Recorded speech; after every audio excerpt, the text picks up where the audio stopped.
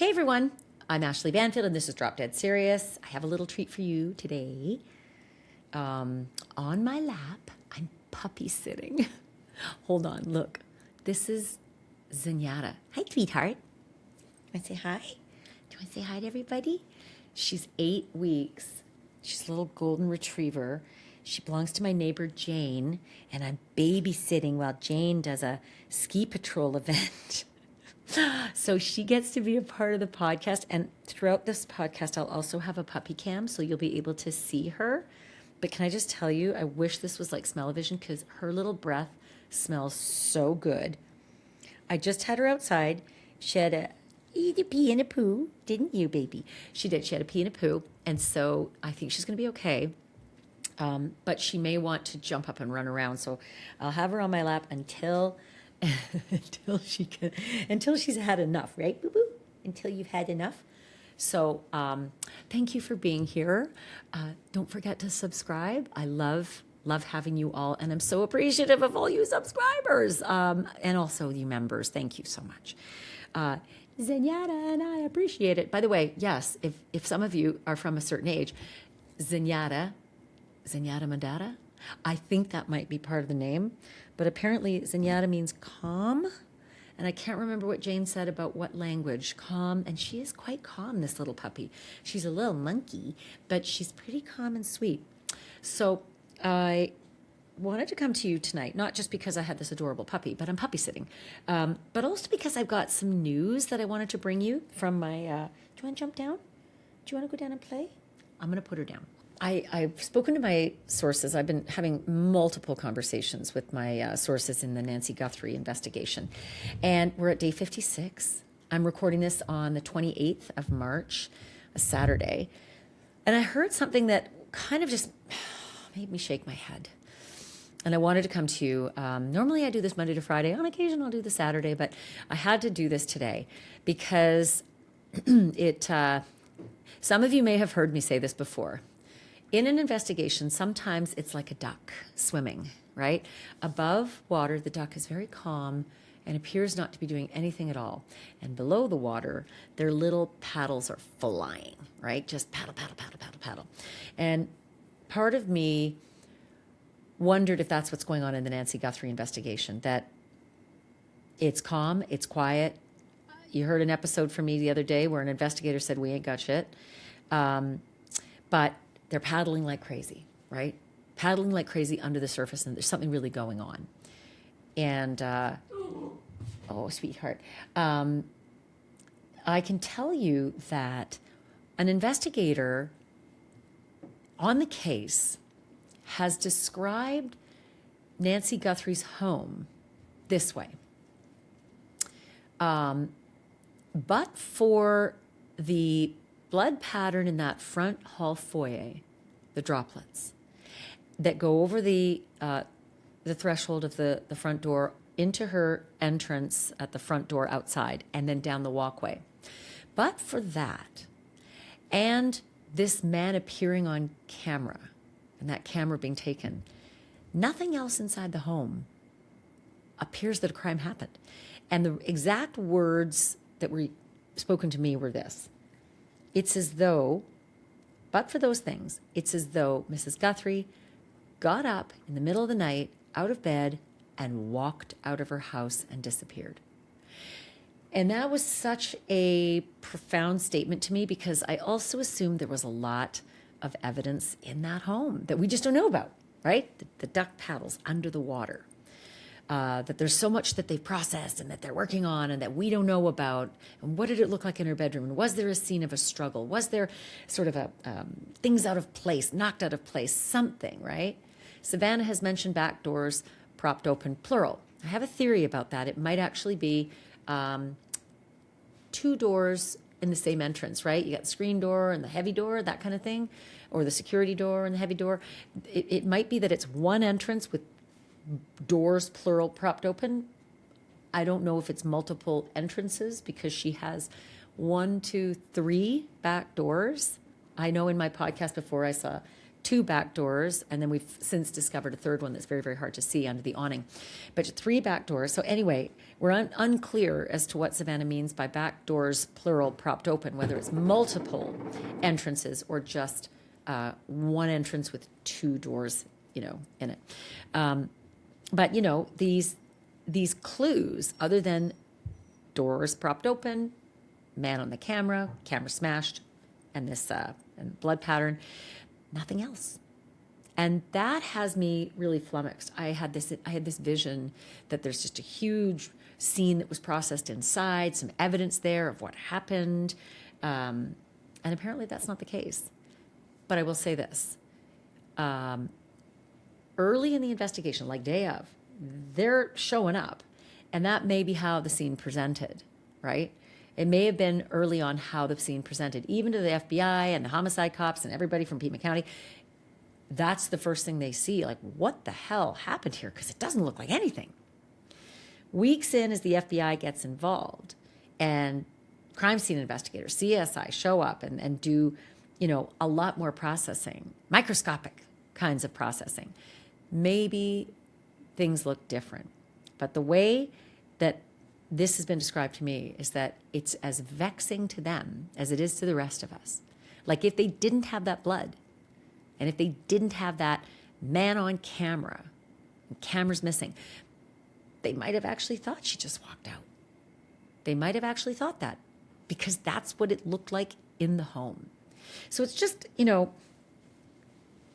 frustrating, and it's upsetting, because I just wish they had so much more to go on, Just wish they had so much more to go on. You hear Savannah and the heartbreak in her voice, the sadness, the frustration, the bewilderment, the bewilderment when she talked about leaving Arizona and flying back to New York and just wondering, where are you, right? Put yourself in her shoes. You can't even imagine what this is like for them, right? For these kids. So hearing that just made it even more of a puzzle. If you saw my episode the other day, an investigator saying, to the progress of how's it going, we ain't got shit. That also is extremely frustrating. How does a guy who looks like a bit of a buffoon, MacGyvering his way around the front, how does that guy get away with this? How is it that the full force of the U.S. government, the feds, and Pima County Sheriff's Department, 400 staff members, agencies, agents, officers, etc., at one point on this case, it's obviously atrophied since, but how is it that this guy can outsmart them, or has he, right? I will say this again. I will say it as often as I can. Come here, sweetheart. Hold on a second. Just a minute. I'll say this again, that somebody knows something. Somebody behaved in a really weird way after February the 1st. Somebody did just some weird things. They weren't right. They were weird. They were behaving in an odd way in the days and weeks after Nancy disappeared.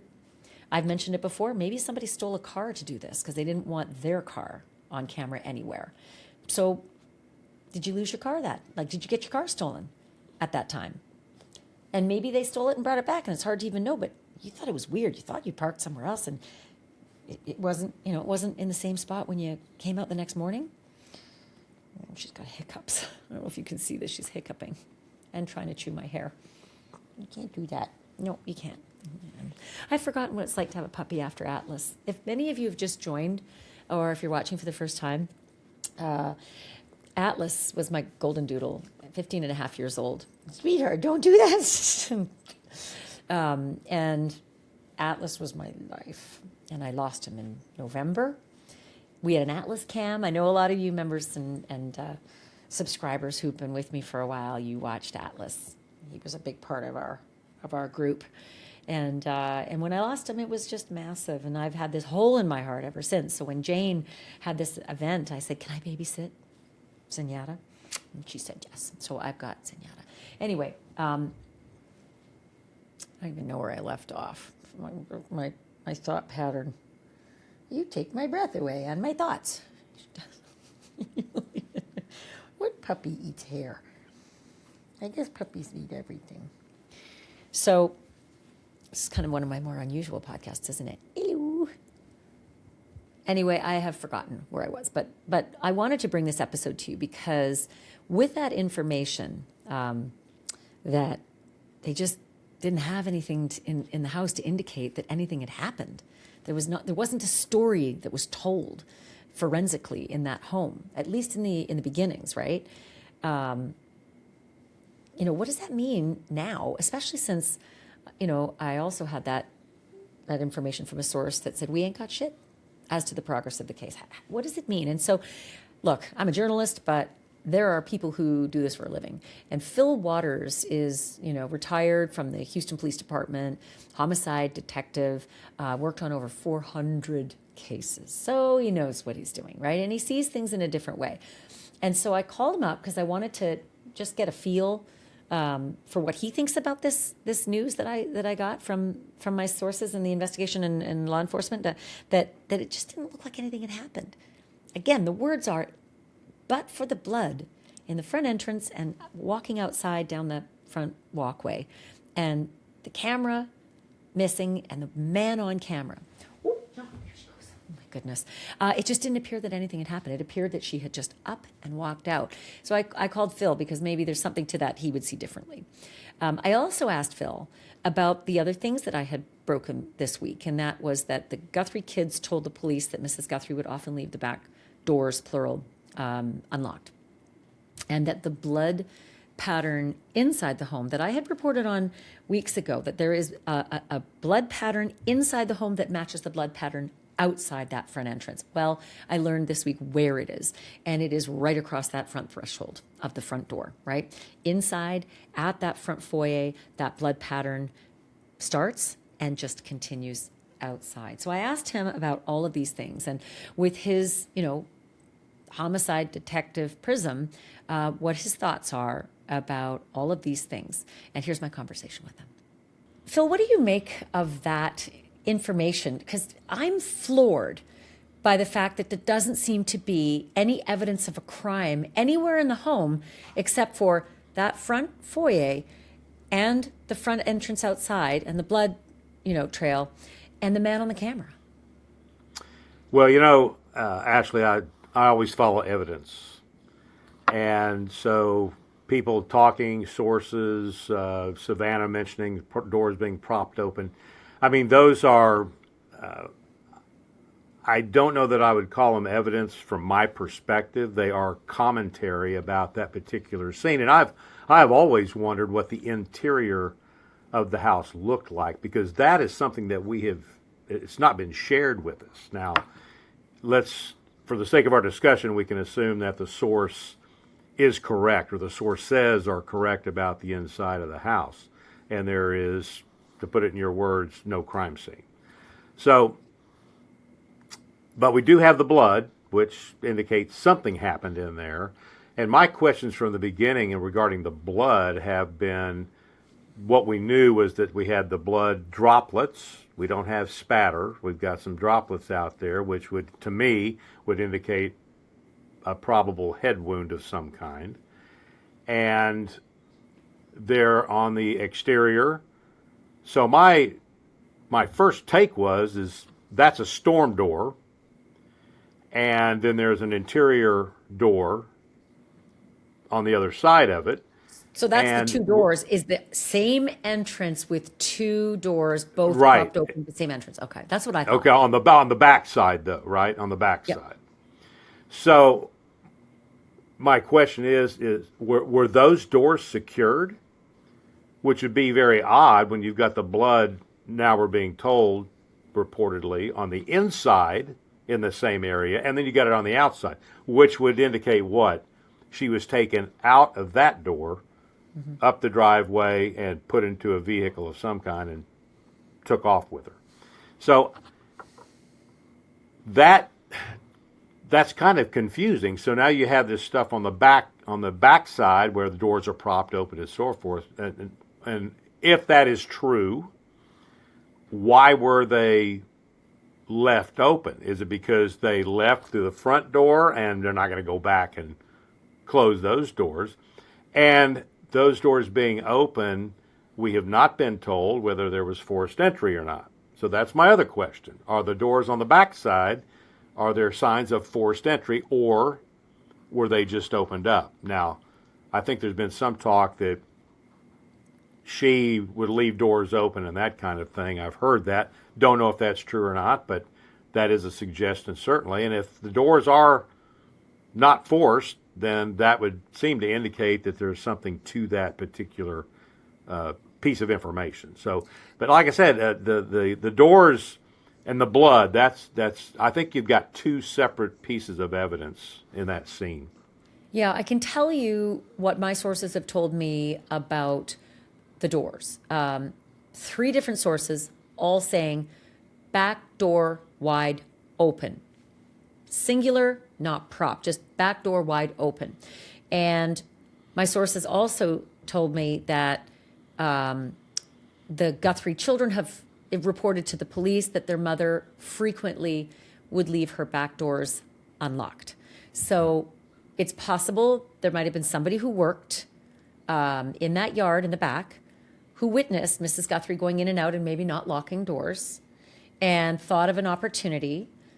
And at some point maybe came back and smashed those back lights, because we saw those floodlights in the back dangling and probably inoperable, and made his, his clandestine entry in the dark, knowing that there were cameras on the casita pointing to the backyard, and was able to make entry. But you're right. It is curious why he would prop the doors open. My feeling is that, and this is just my own theory, is that his intention was to prop the doors open and maybe get Mrs. Guthrie out that same way and out to the back garage area and down the driveway to maybe where his waiting car was in the dark, out of view of any camera. But suddenly he realized, I don't think this woman can make it, because Savannah has said on a good day she could get to the mailbox, but most days could not.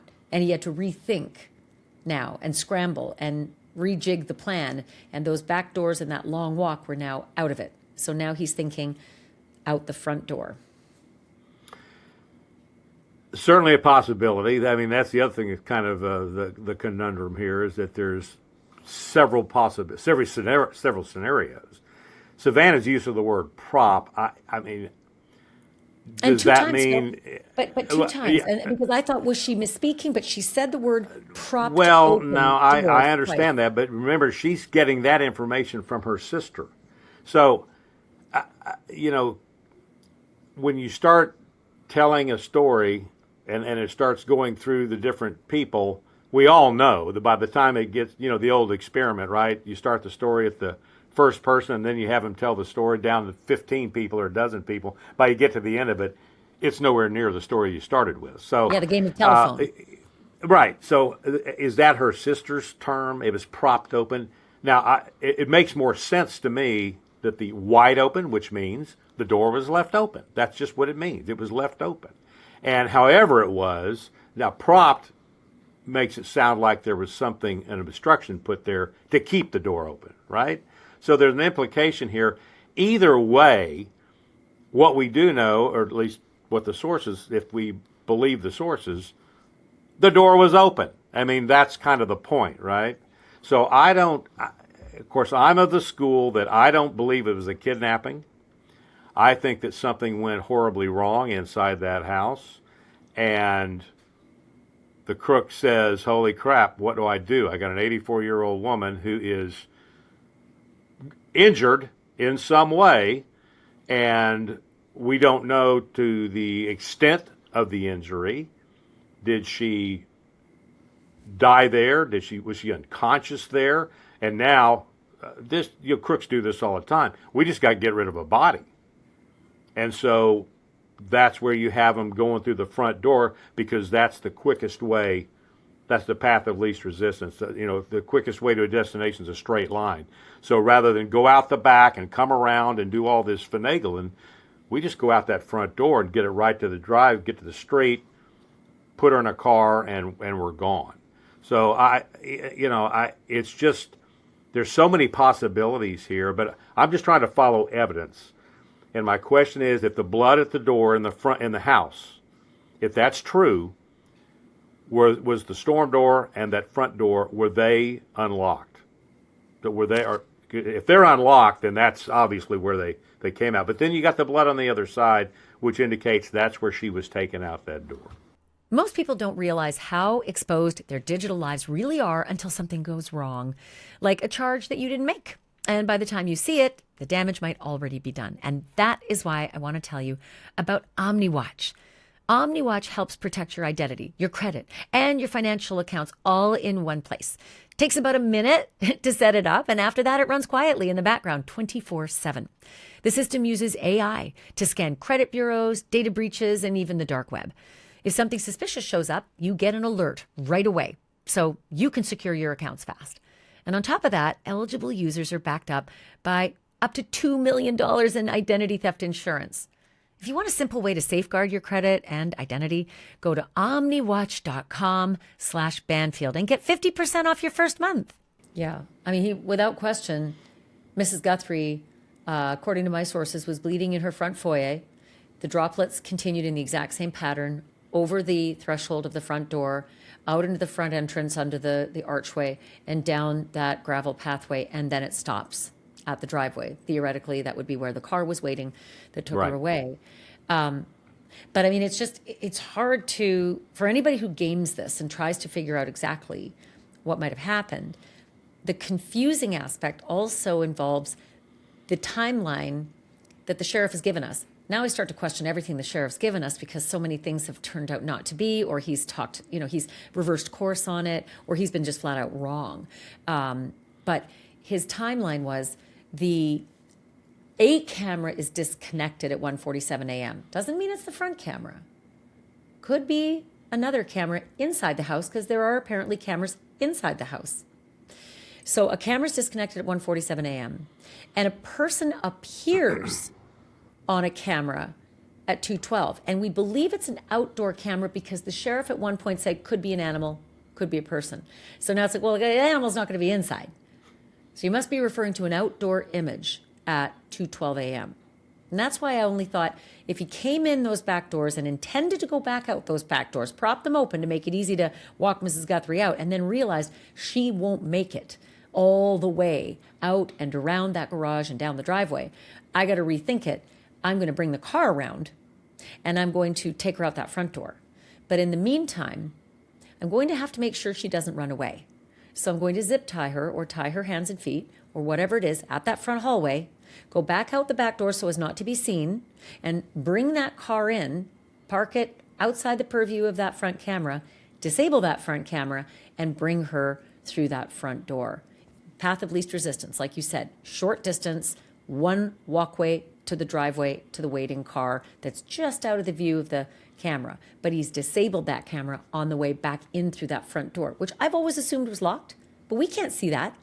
He may have opened it when he was inside, and if he zip-tied Mrs. Guthrie in that front foyer, that might have caused her to bleed because she's 84 and her skin is fine and she has blood thinners, right? Yeah, right. I just, the zip tie thing, I don't think, I mean, why would you zip tie an 84-year-old woman? She's not going anywhere.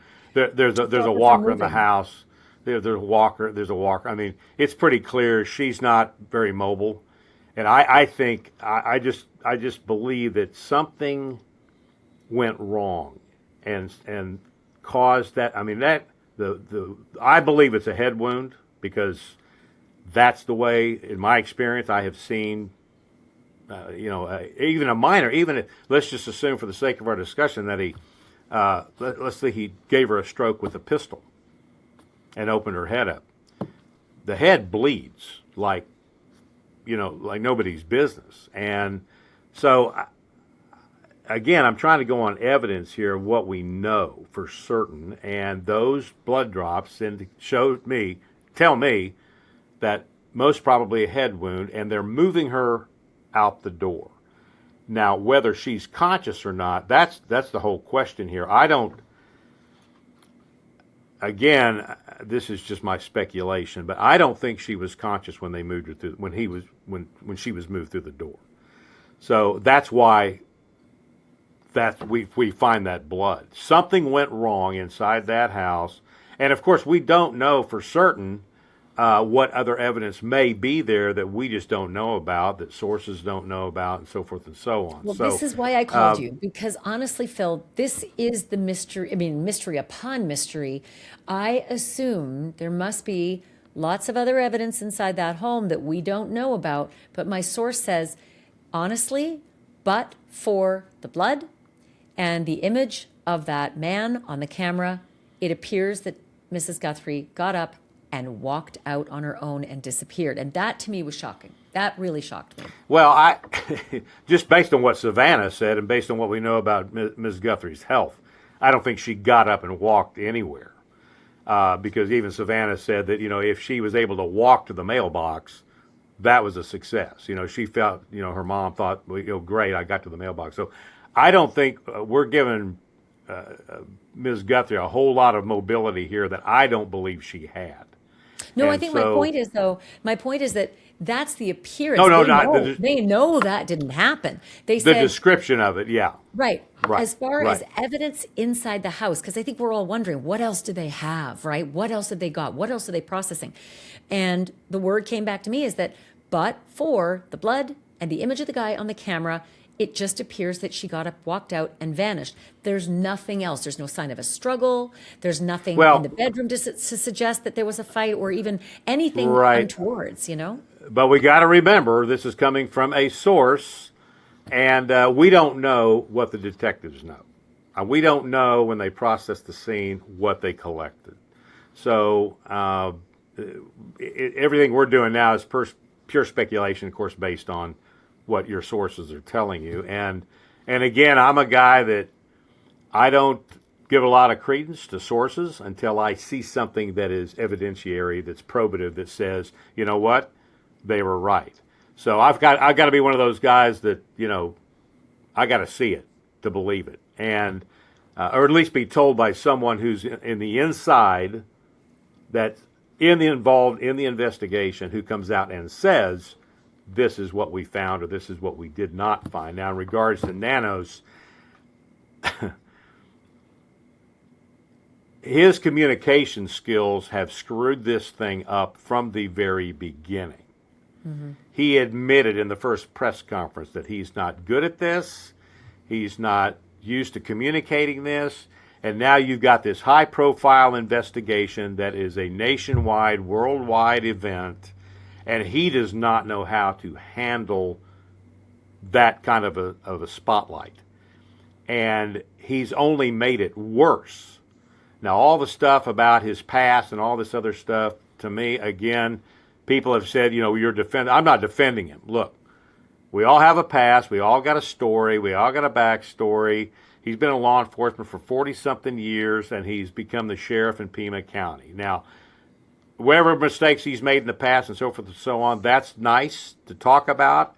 But in talking about the investigation, where I see his problem has been communicating the part of the investigation as it's going along. When he got up there and did the timeline was provided to him.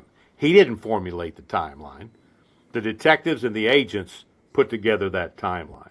So the best decision he made was, after the second press conference, I'm not going to do another one until we've got something. And then they haven't been one.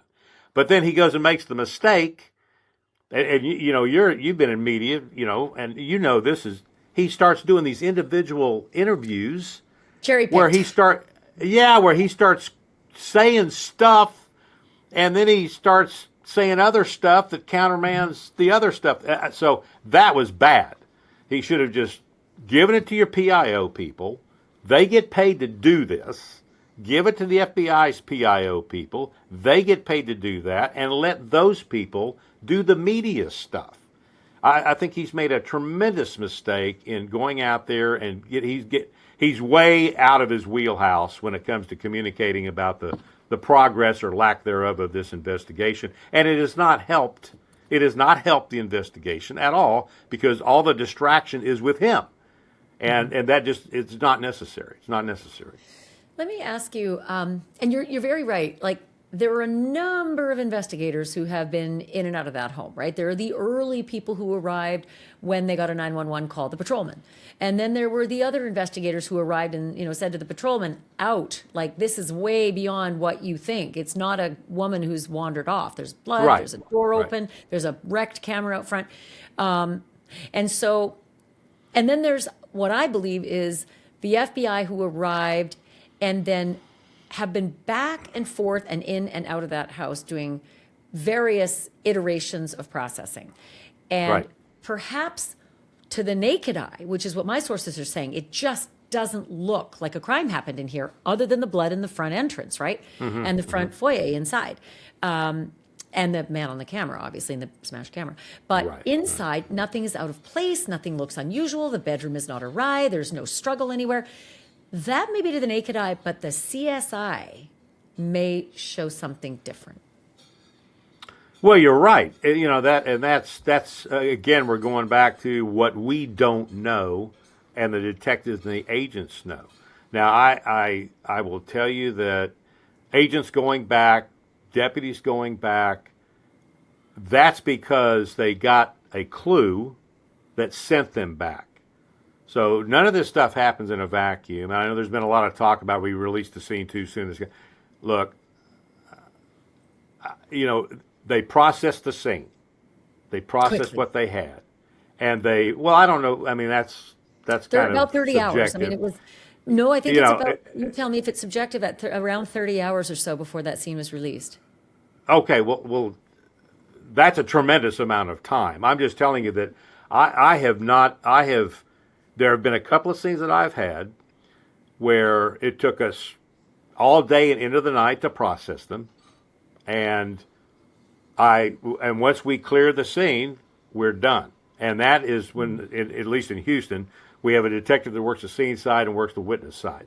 When I'm working the scene side, I get with the crime scene unit and I'm directing them on what I see as probative evidence that we need to collect, and they are doing the same thing. So we're working as a team to make sure that we get this thing processed properly. They're doing the pictures, they're doing the collection, they're doing the videos, they're doing all the recovery stuff. I'm in there with them saying, take that, and we're taking things that we may not need, but you'd rather take them and not need them than need them and not take them, right? Sure. So that processing of that scene, they processed it, and they did what they needed to do, and they released it. Now, I don't find that to be anything weird, strange, or anything based on what they had.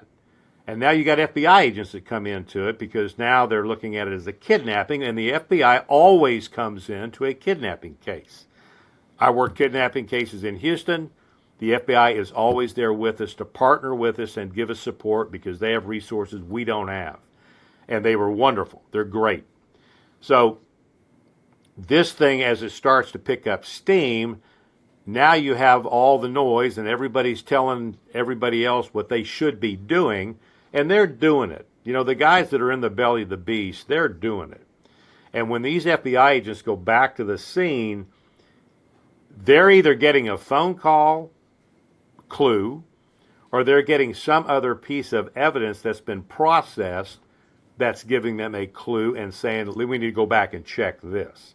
You saw the one thing where they came back, I think, days later, and they brought a dog. Well, the first minute I saw the dog, I'm going, that's got to be a cadaver dog. What other reason would you have a dog there? Then when you saw them come back again, and they started probing what looked like a septic system in the back. So as they're getting information and as pieces of evidence are being processed, they're going back to the scene. I've had scenes like that where we didn't know what we didn't know at the time, but then we saw something on a video, and we went, wow, we need to go back. And I had one guy that we had a video of of a triple homicide, and he touched a chair as he was walking across shooting these people, but he touches a chair, and I go, oh, crap.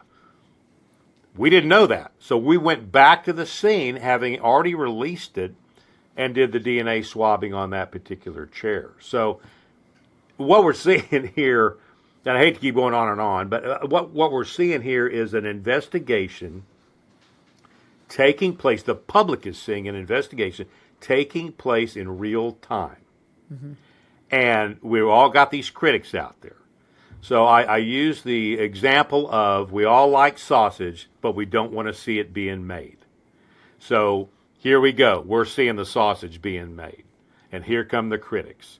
So my statement has been all along, let the detectives do their job, let the FBI agents do their jobs. They're working together with all this other conflict, and I really get ticked off when I hear sources inside the investigation are saying this. If that's true, those people need to be run out of that investigation because that does nothing to assist in the investigation or enhance it in any way. It's detrimental, in my view. Part of me thinks, the wording is always different when people refer to their sources. They sometimes say law enforcement sources, sources connected to the investigation, sources with knowledge of the investigation, sources adjacent to the investigation, federal sources, local sources. I mean, there's all sorts of verbiage that try to cover. And I tend to think, and you tell me if I'm wrong here, there are some crimes that the public never knows about, and there are other crimes that are the Gabby Petitos and the Idaho 4 and now the Nancy Guthries of the world.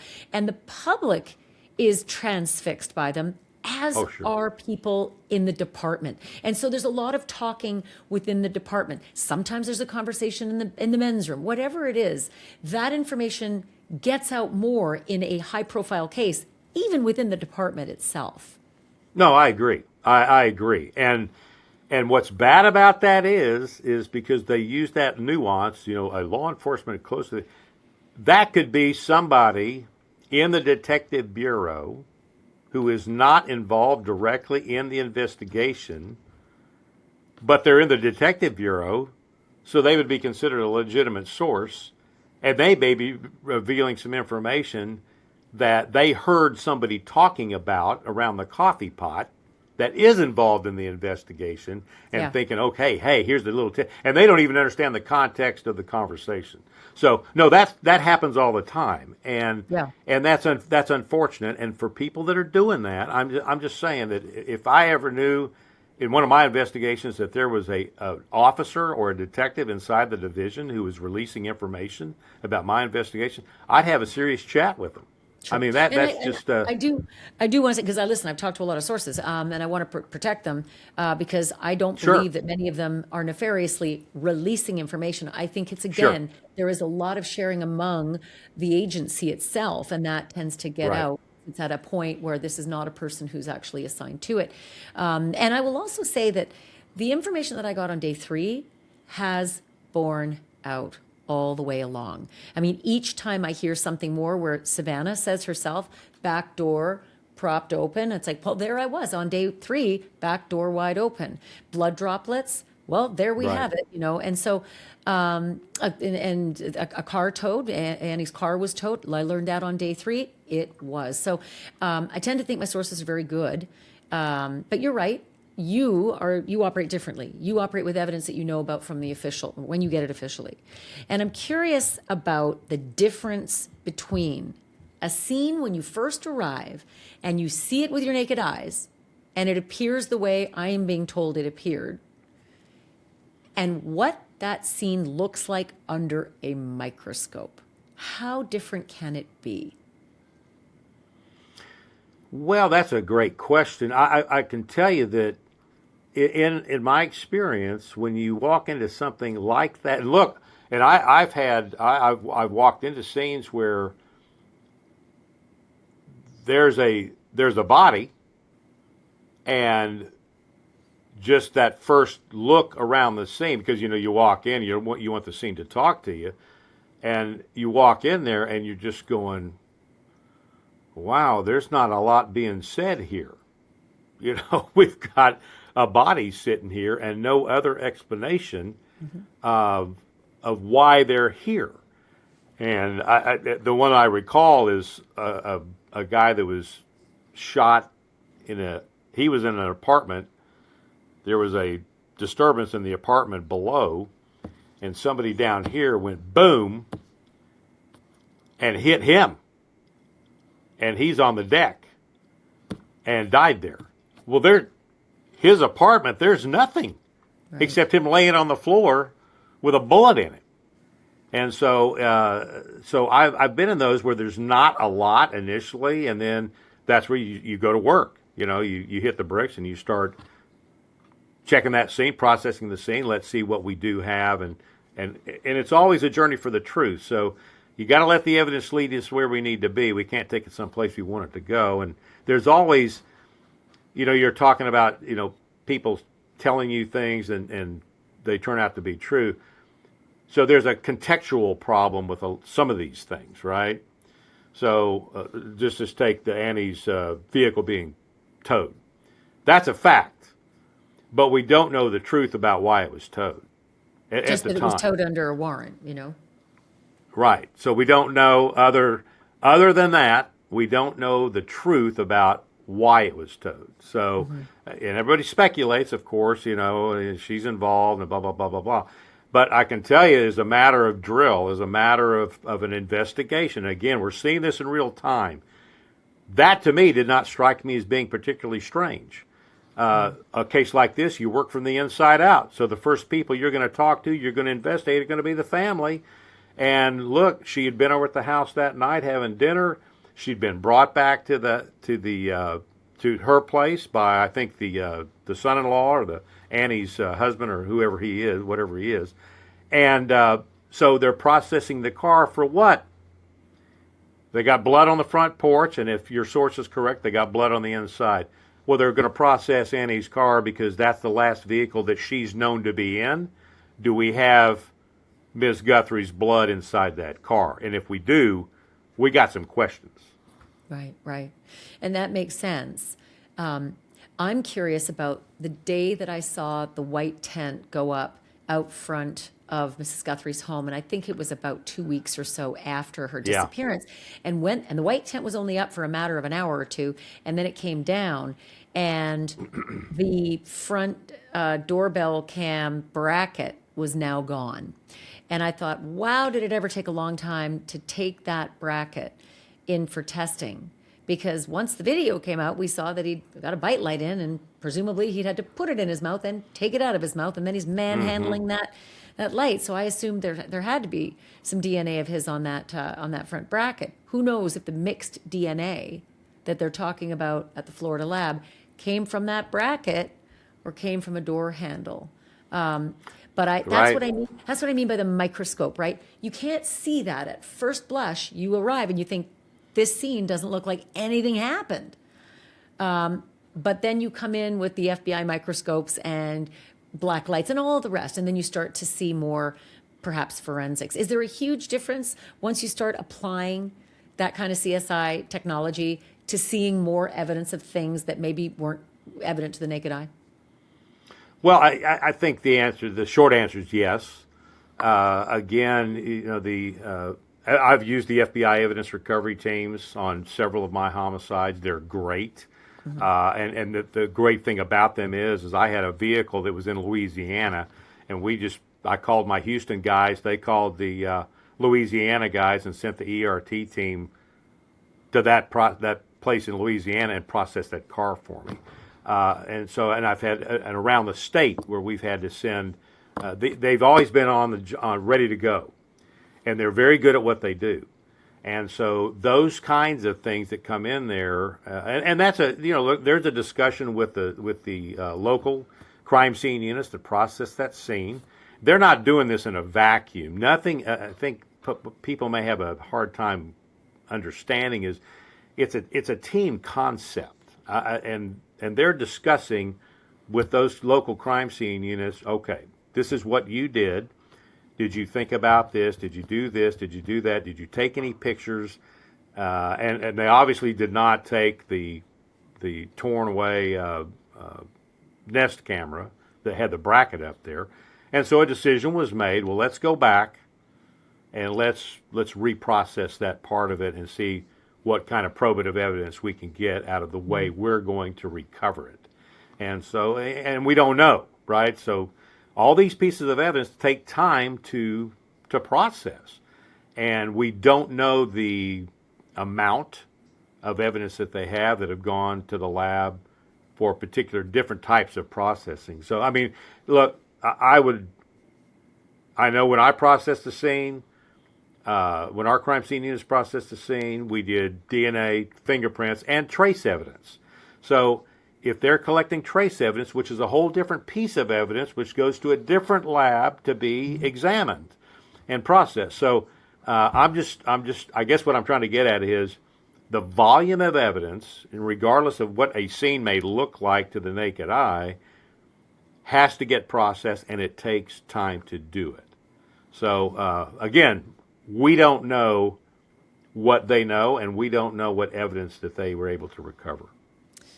So because you have, roughly 400 cases under your belt, you're the right guy to ask about the other pieces that I've learned about. And we've talked about a little bit about them. The blood pattern is the same from the outside over the threshold of the door into the inside foyer. The pattern is the same, and there's no sign of struggle in it.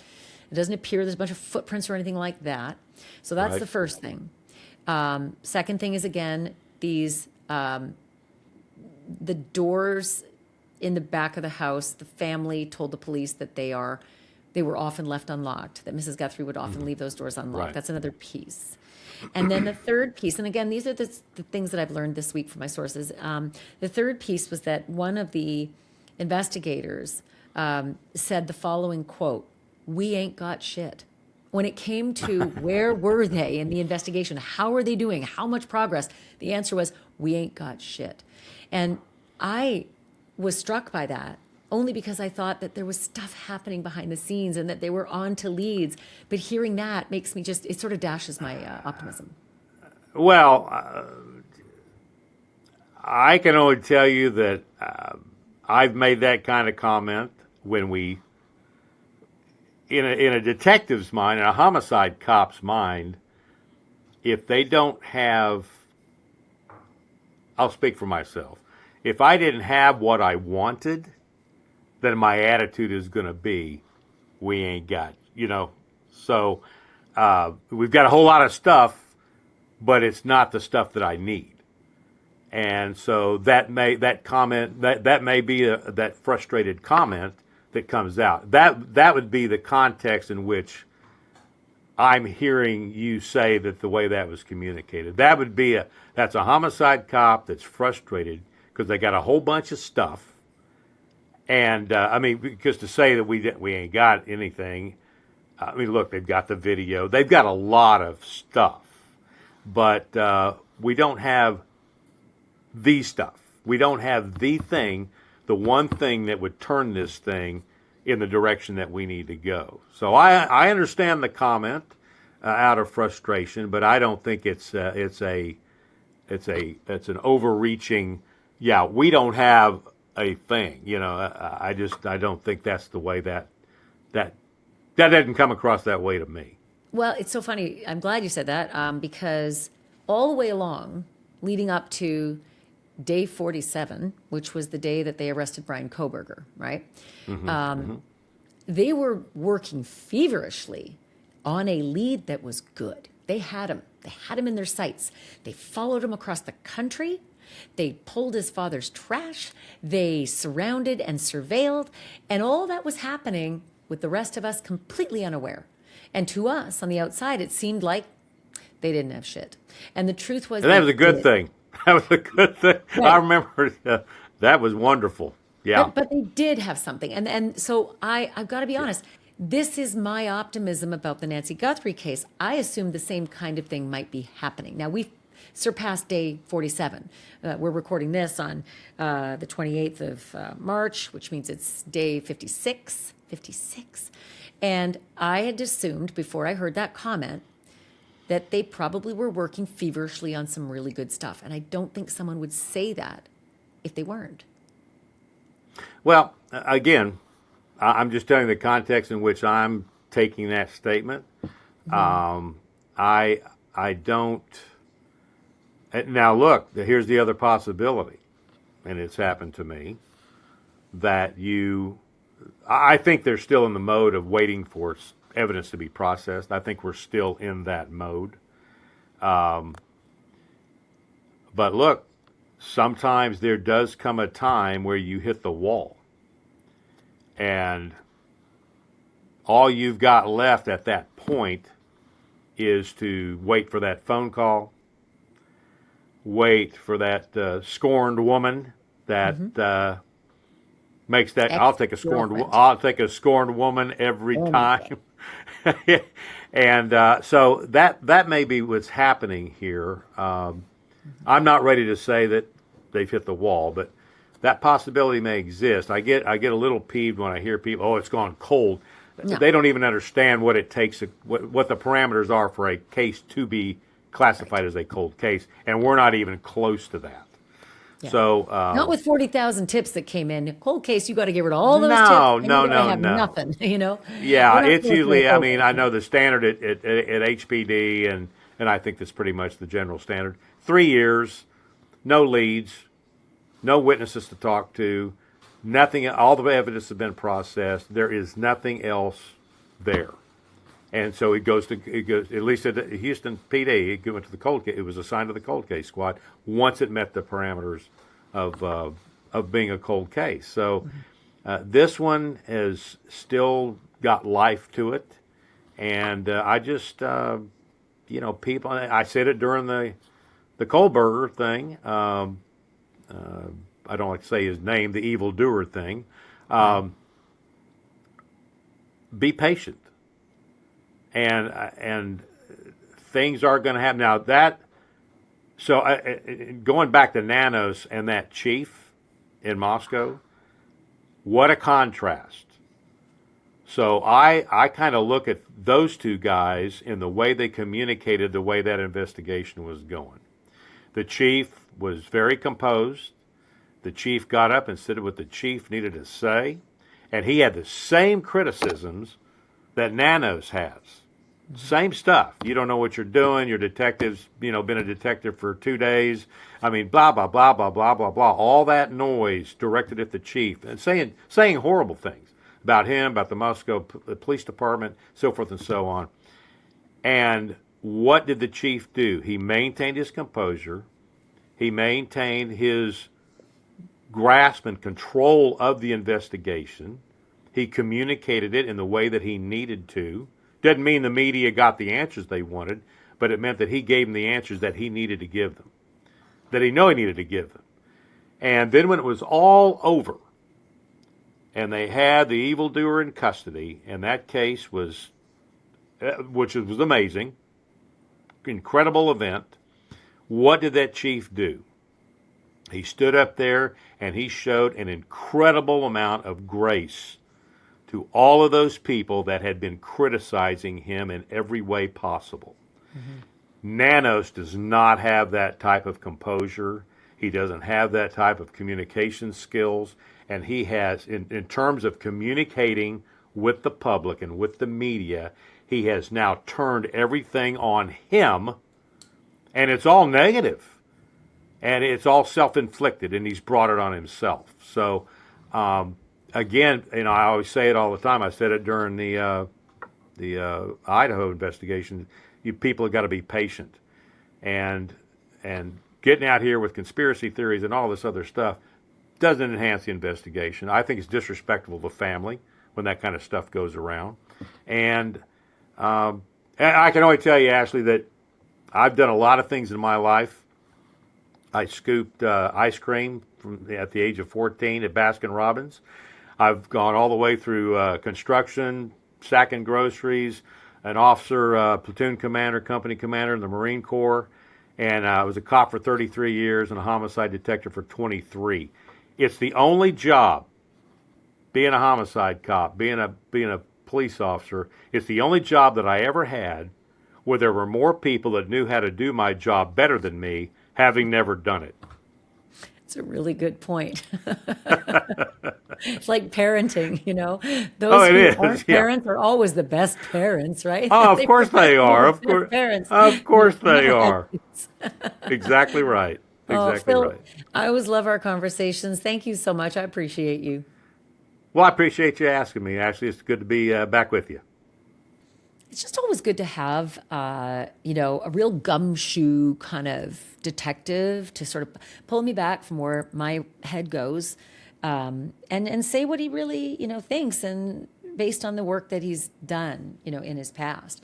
But I think there's just so many questions about this investigation that still are yet to be answered and leave us wondering what in the actual hell could have happened. But I got a couple more conversations that I'm having with my sources, and I will bring you up to speed just as soon as I get that information down pat.